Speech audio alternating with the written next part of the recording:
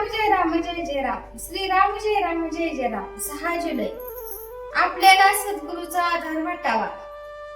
वेळ प्रसंगी येईल तसे वागणे उचित आहे आणि त्याबद्दल मनावर परिणाम होऊ देऊ नये.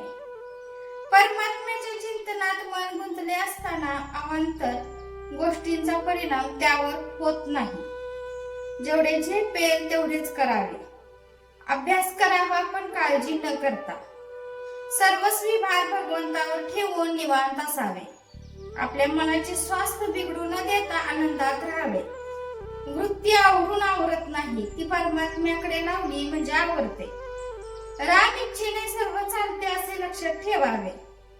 संकट आनंद दोन्ही भगवंताला सांगावे. ज्या स्थितीत भगवंताने ठेवले त्या स्थितीत समाधान मानावे.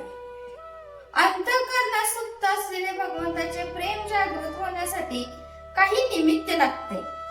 तीर्थयात्रा आणि साधू संतांची भेट हेच ते निमित्त होय. श्री रामचंद्र ही तीर्थयात्रेला जाऊन अनेक संतांची दर्शने घेऊन आले.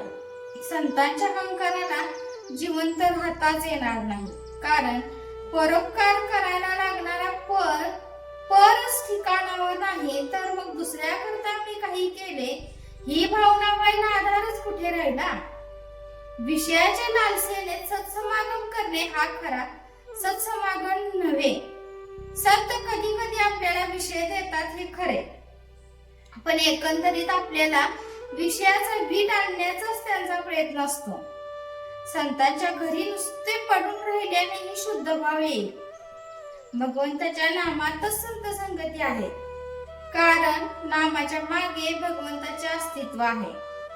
विषयाची उर्मी हे मायेचे स्मरण होय आणि नामाचे स्मरण हे भगवंताचे स्मरण होय.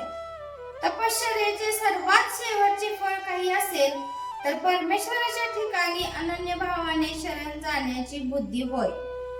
ती बुद्धी आपल्याला झाली पाहिजे.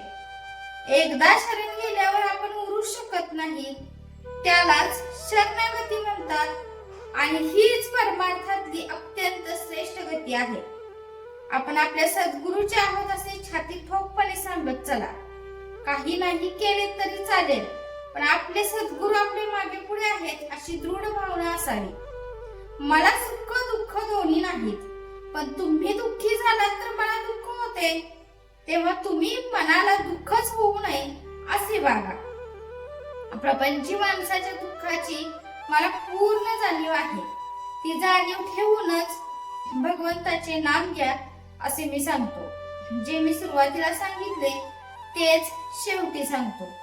तुम्ही कसे असा पण भगवंताच्या नामाला सोडू नका.